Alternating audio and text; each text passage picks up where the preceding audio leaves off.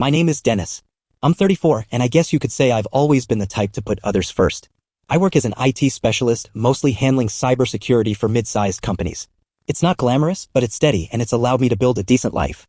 I thought I was building that life with Charlotte, my wife of 6 years. We met at a happy hour through mutual friends. You know how it goes, she was smart, ambitious, and way out of my league.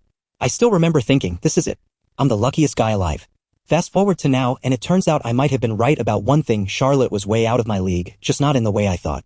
3 weeks ago, I learned that the woman I thought was my biggest supporter was actually the person who saw me as nothing more than an inconvenience. We live in a modest, 3-bedroom house in a decent suburban neighborhood. Nothing flashy, just a place we've been slowly fixing up.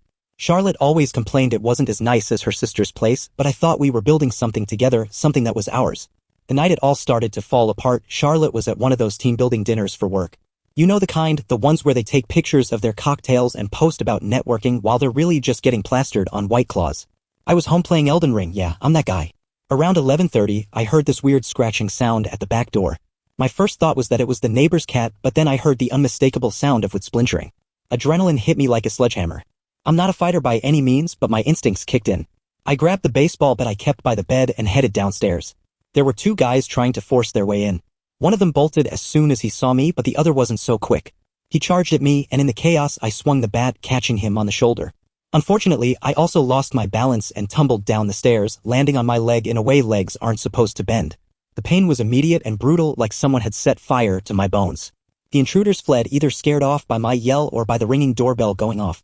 When the neighbors checked in, the guys were long gone, and I was left crumpled at the bottom of the stairs with a leg that looked like an origami project gone wrong.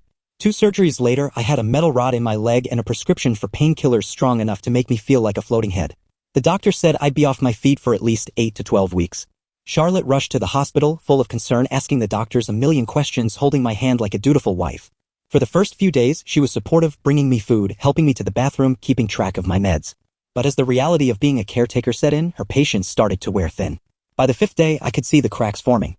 The sighs got louder, the eye rolls more pronounced. I brushed it off at first. Nobody signs up to be a nurse when they're still in their early 30s. Then came the day that changed everything. Charlotte had her 3 closest friends over: Megan, Jess, and Amanda. The type who always seemed to be finding themselves while making sure everyone else knew how fabulous their lives were. I was upstairs trying to find a way to sit that didn't feel like my leg was on fire when I heard them talking. The door was cracked open just enough for the sound to carry. "Can't even defend our house properly," Charlotte said, bitterness in her tone. I mean, who gets their ass kicked by one burglar?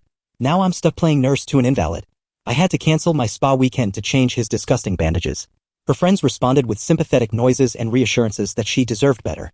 Then came the kicker: this marriage was the biggest mistake of my life. I thought I was getting a partner, not a patient. He's going to be useless for months. I stood there, balanced on my crutches, feeling the world tilt. I didn't barge in. I didn't scream or cry. I just hobbled to the bathroom, did what I needed to do, and went back to bed. That night, Charlotte came in smelling like wine and whispered, "Need anything, babe?" I just turned away and said I was fine. Lying there, staring at the ceiling, I knew something had broken between us. It wasn't just my leg, it was everything. The woman I thought was my ride or die had shown her true colors, and they were the kind that stain everything they touch. The morning after overhearing Charlotte trashing me to her friends, I woke up with a dull ache in my chest that had nothing to do with my leg. I couldn't stop replaying her words in my head, like a broken record scratching against my heart. I didn't want to believe it, but the truth was staring me right in the face. My wife resented me. And not just a little, she felt trapped and disgusted. I spent the next few days moving through a fog, my mind stuck in a loop. Charlotte, meanwhile, acted like nothing had happened. She brought me breakfast in bed, helped me to the bathroom, even sat next to me while we watched some mindless reality TV. I kept looking for cracks, some sign that she was faking it, but she was as composed as ever. It was almost impressive how seamlessly she switched between playing the devoted wife and venting to her friends about how much she hated taking care of me. I knew I couldn't just sit back and wait for things to get worse. I needed answers. That night, when Charlotte went out to one of her networking dinners, I did something I'd never thought I'd do. I went through her phone. She always kept it locked, but I remembered the code from when she asked me to check something weeks ago. My hands shook as I opened her messages. Most of it was normal stuff, chats with her sister, work group texts. Then I found a conversation thread labeled E. My heart pounded as I opened it. The messages were flirty, full of jokes about how she needed a break from playing nurse and couldn't wait to see him again. One text from him read, "Missed you last night. You looked stunning at the restaurant." I felt sick. She had lied to me.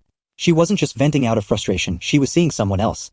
I took screenshots and sent them to my own phone, then carefully erased any sign that I'd snooped. I knew I needed more proof if I was going to confront her. That night, lying in bed, I barely slept. I kept glancing at Charlotte, wondering who the hell this woman next to me really was. The next morning, I called my cousin Jake, who worked as a private investigator. "I need a favor," I said, trying to keep my voice steady. "Can you find out who Charlotte's been seeing? I think she's cheating." He didn't ask questions, just agreed to look into it. I was grateful for his discretion. Part of me didn't want to believe it was real, but the evidence was right there. I couldn't ignore it. Later that day, Ryan dropped by with lunch. He must have noticed how off I looked because he asked, "You good, man? You look like you've been hit by a truck." I forced a smile. "Just tired. The meds are messing with my head."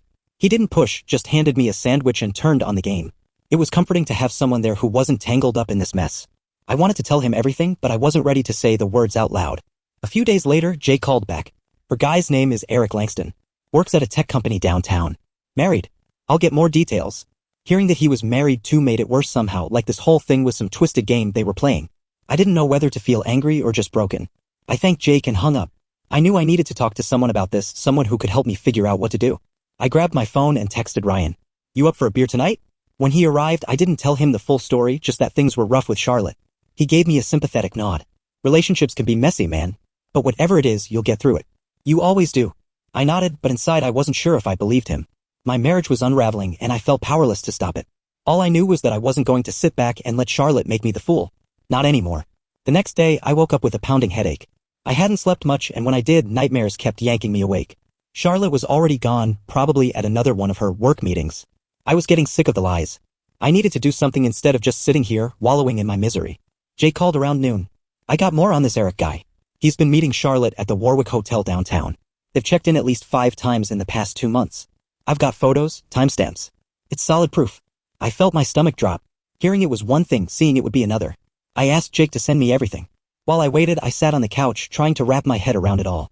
This wasn't just a mistake. This was a deliberate betrayal. She was playing house with another man while I was lying at home, broken and clueless. A message popped up on my phone. Jake had sent a few of the photos. There she was, Charlotte, smiling at some guy outside the hotel, his arm around her waist. I couldn't breathe. I knew I had to be smart about this. I couldn't just scream at her when she walked through the door. I needed leverage. Evidence. A plan. That evening, when Charlotte came home, I played it cool.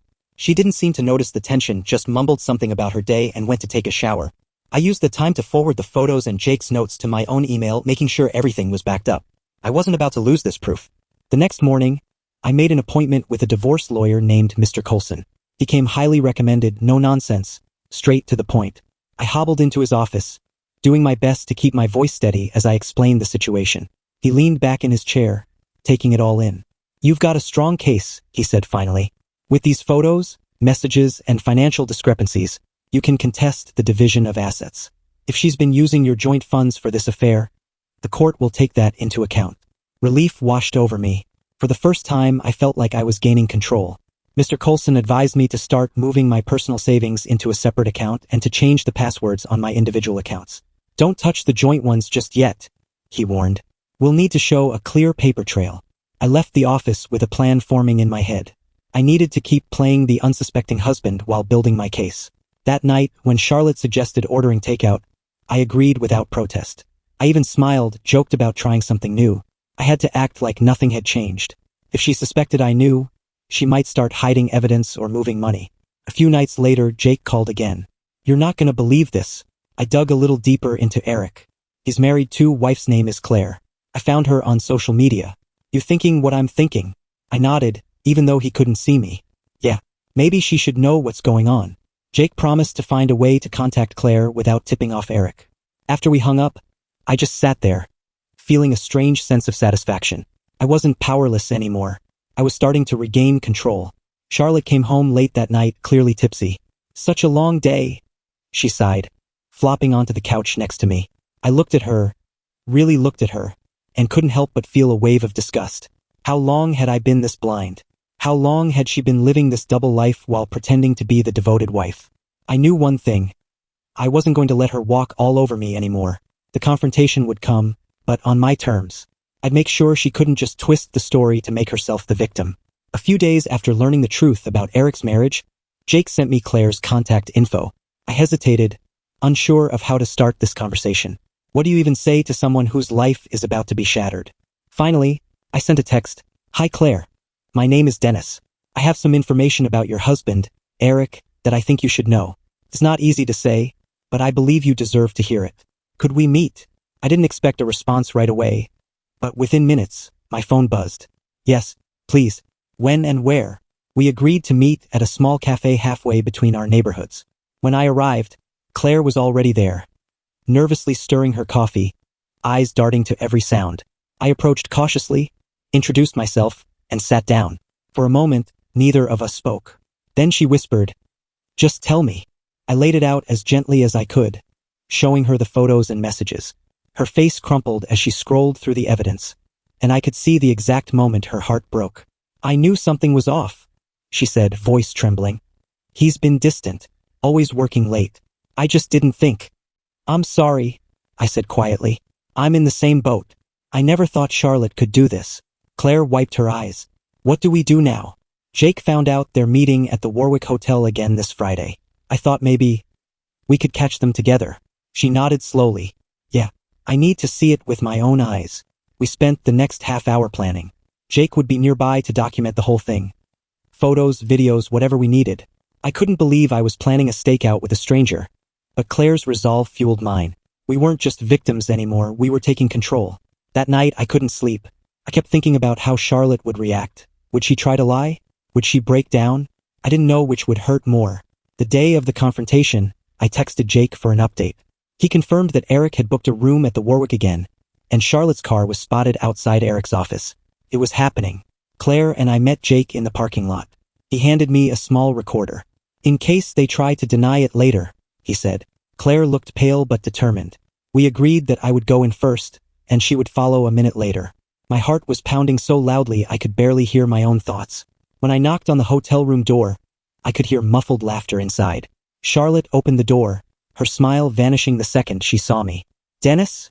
she stammered. Eric appeared behind her, his face going pale when Claire walked up. "What the hell is this?" he snapped, but his bravado faded when Claire held up the printed photos.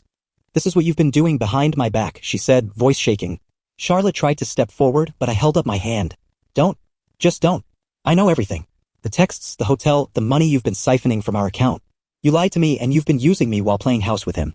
She opened her mouth, but no words came out. Claire turned to Eric. "I gave you everything. Supported your stupid career. And this is how you repay me." Eric mumbled something about not meaning for it to happen, but Claire wasn't having it. "I hope it was worth it," she spat. "Because you just lost everything." Charlotte finally found her voice. "Dennis, please. Save it," I cut her off. "I already talked to a lawyer. You'll be hearing from him soon. And don't even think about trying to take the house. I've got all the proof. I need to make sure you walk away with nothing."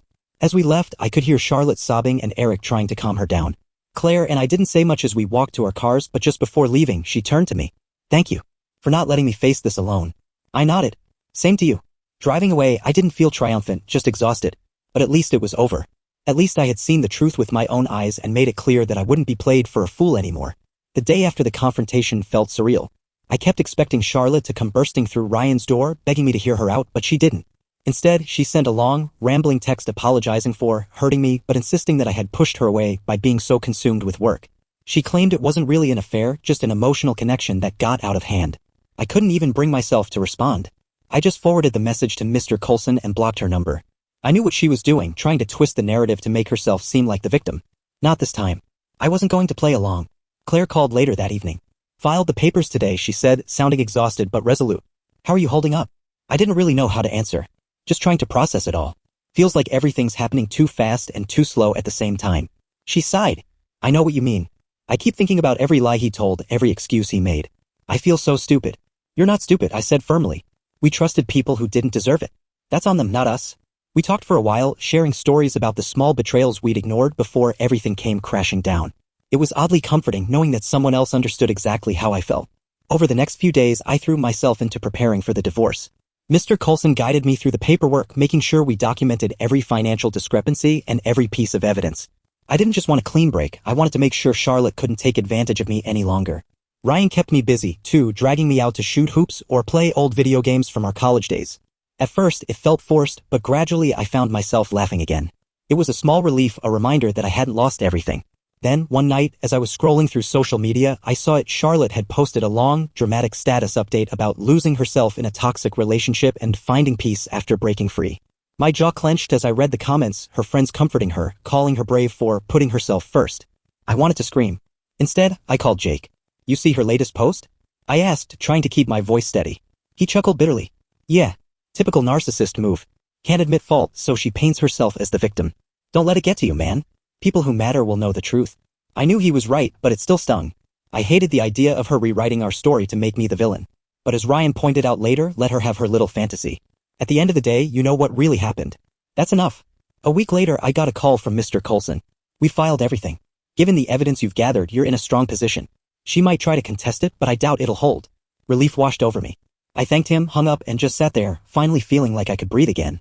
The whole ordeal wasn't over, but I was finally moving forward. The next day, Claire called. I just wanted to say thanks. For being strong enough to face it. I don't know if I could have done it without knowing you were on the other side of it all. I smiled. Right back at you. I guess we both needed that push. As I hung up, I realized that I didn't just survive this nightmare, I'd come out stronger. I wasn't the guy who let people walk all over him anymore. I was reclaiming my life, one step at a time. It's been a month since that awful confrontation at the hotel, and honestly, things are finally starting to feel normal again, or at least a new kind of normal. Ryan's been a rock, keeping me busy with plans to get out of the house, and Jake's been checking in regularly to make sure I'm not slipping into a dark place. They don't have to worry about that anymore. I'm done feeling sorry for myself. Every few days, I still get the urge to check Charlotte's social media, but I've learned to resist. I know she's spinning some sob story, probably telling everyone how she's the real victim in all this. Ryan even showed me one of her posts where she claimed I was emotionally distant and that our marriage had been dead long before she met Eric. Seeing that stung, but I reminded myself that I don't owe her anything anymore, not an explanation, not a defense. Let her live in her fantasy if that's what helps her sleep at night. One afternoon, while I was at the gym with Ryan trying to rebuild some muscle after weeks on crutches, my phone buzzed. It was Claire. We hadn't spoken in a few days, so I stepped outside to take the call. Hey, she said, sounding upbeat for the first time in ages. Guess what? I finalized my divorce today. It's officially over. A wave of relief washed over me. That's amazing. How do you feel? Lighter, she admitted. Like I finally dropped this weight I didn't know I was carrying. Eric's been trying to reach out, but I blocked him on everything. Best decision I ever made. Good for you, I said, genuinely happy for her. You deserve to move on.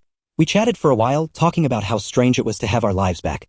Claire mentioned taking a solo trip to the coast to clear her head, and I encouraged her to go for it. She deserved a fresh start, just like I did. That night, I sat on Ryan's balcony with a beer, just taking in the city lights. I felt hopeful. I hadn't felt that way in a long time. It was weird how a simple conversation could remind me that life wasn't over just because my marriage was. The next morning, I met with Mr. Coulson to finalize the paperwork. Looks like Charlotte's not contesting the terms, he said. She's keeping her car and personal items. You retain the house and there's no spousal support. It's a clean break. Relief washed over me. I'd half expected her to fight tooth and nail for every dime, but I guess even she knew there was no point. I walked out of the office feeling like I'd shed a layer of resentment I'd been carrying for too long. Back at Ryan's place, we celebrated with pizza and beers. Jake dropped by too, joking about how I was finally a free man. It felt good to laugh again. I didn't realize how much I'd missed just being able to enjoy life without constantly looking over my shoulder. The next day, I started making plans to move back into my house. Ryan offered to help me pack, and I knew I wouldn't have to do it alone. This time, I was making that house mine again. No ghosts, no shadows of a broken marriage. Just me starting over. That night, Claire texted a photo of the ocean with a simple caption, "New beginnings." I smiled and sent back a thumbs up. I knew exactly what she meant. We'd both been through hell, but we were finally coming out the other side. When I finally did move back in, the place felt different. Quieter, but in a peaceful way. I rearranged the living room, changed the curtains, got rid of anything that reminded me of Charlotte. It wasn't just about redecorating, it was about reclaiming my space. One evening, as I was setting up my gaming rig again, Ryan popped in with a six-pack and grinned. Ready for a rematch? He challenged. I smirked. You're going down. And for the first time in what felt like forever, I didn't feel like a broken man trying to piece his life back together. I felt like me whole, strong, and finally moving forward.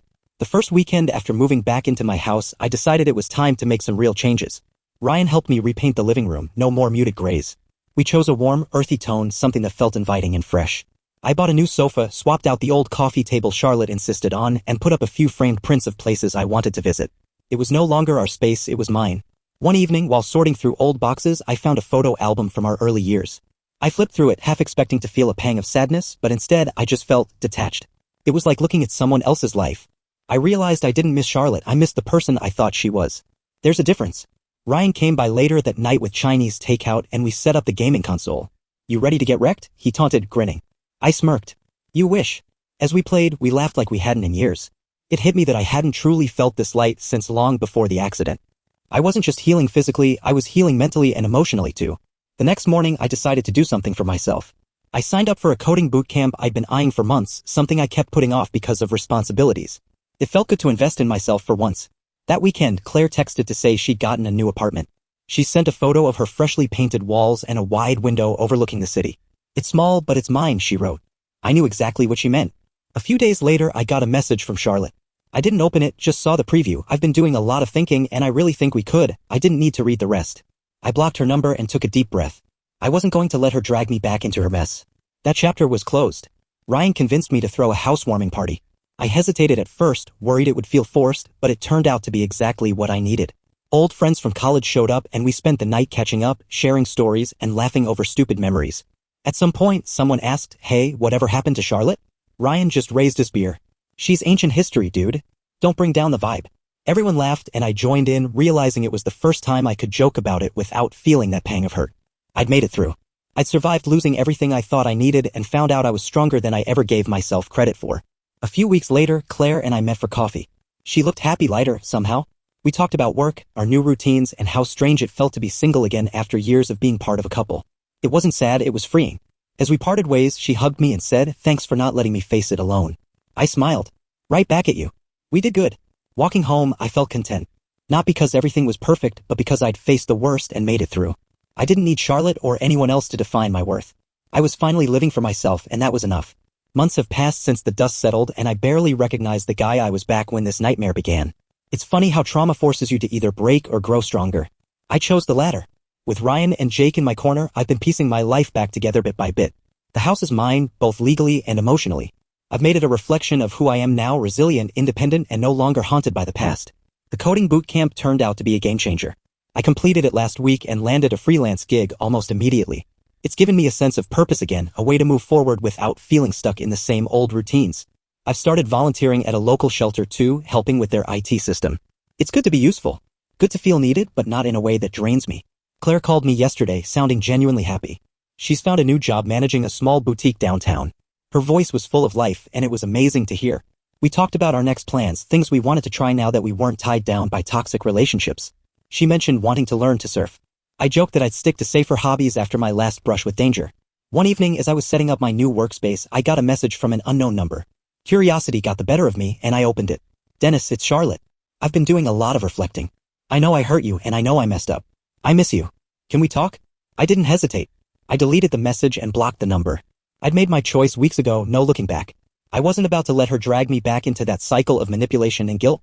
I'd forgiven myself for being blind, but that didn't mean I'd forgotten.